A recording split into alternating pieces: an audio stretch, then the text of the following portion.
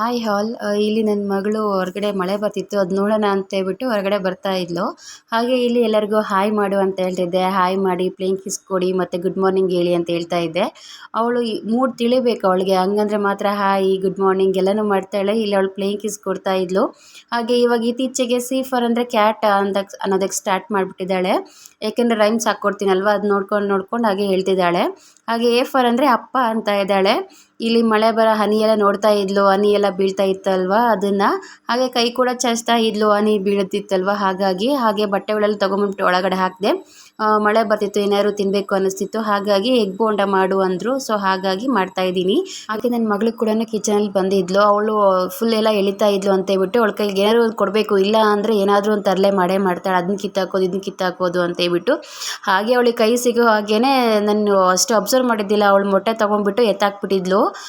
So ಹಾಗಾಗಿ ಅದನ್ನು ತೊಗೊಂಬಿಟ್ಟು ಒಂದು ಪಾತ್ರೆ ಇಟ್ಟಿದ್ದೆ.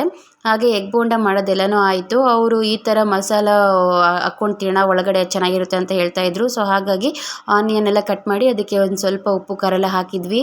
ಅವಳಿಗೂ ಅಷ್ಟೇ ರೈಮ್ಸ್ ನೋಡ್ಕೊಂಬಿಟ್ಟು ಕುಂಡ್ರಿಸಿದ್ವಿ, ಇಲ್ಲಾಂದರೆ ಇದನ್ನು ಬಂದು ಎಲ್ಲಿ ಎಳ್ದುಬಿಡ್ತಾಳೆ ಅಂತ ಹೇಳ್ಬಿಟ್ಟು ಅವಳಿಗೆ ರೈಮ್ಸ್ ಹಾಕ್ಕೊಟ್ಟಿದ್ದೆ. ಹಾಗೆ ಅಂದರೆ ಎಗ್ ಬೋಂಡ ಮಾಡಿದ್ನಲ್ವ ಅದರೊಳಗಡೆ ಈ ರೀತಿಯಾಗಿ ಆನಿಯನ್ ಎಲ್ಲ ಹಾಕಿಬಿಟ್ಟು ಒಂದು ಸ್ವಲ್ಪ ಮೇಲ್ಗಡೆ ನಿಂಬೆಹಣ್ಣು ಹಚ್ಕೊಂಡು ತಿಂದರೆ ತುಂಬಾ ಚೆನ್ನಾಗಿರುತ್ತೆ.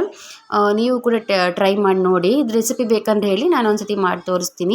ಹಾಗೆ ನೈಟ್ಗೆ ಮಸಾಲೆ ಚಿತ್ರಾನ್ನ ಮಾಡಿದ್ದೆ, ಇದರ ರೆಸಿಪಿ ಕೂಡ ಹಾಕಿದ್ದೀನಿ ಶಾರ್ಟ್ಸಲ್ಲಿ, ಹೋಗಿ ಚೆಕ್ ಮಾಡ್ಬೋದು. ಹಾಗೆ ಹಲಸಿನ ತಂದಿದ್ದ ಬೀಜ ಇತ್ತಲ್ವ, ಅದರಿಂದ ಸಾಂಬಾರು ಮಾಡೋಣ ಅಂತ ಹೇಳ್ಬಿಟ್ಟು ಕ್ಲೀನ್ ಮಾಡ್ಕೊತಾ ಇದ್ದೆ. ತುಂಬಾ ಚೆನ್ನಾಗಿರುತ್ತೆ ಟೇಸ್ಟ್ ಮಾತ್ರ ಹಲಸಿನ ಬೀಜದ್ದು.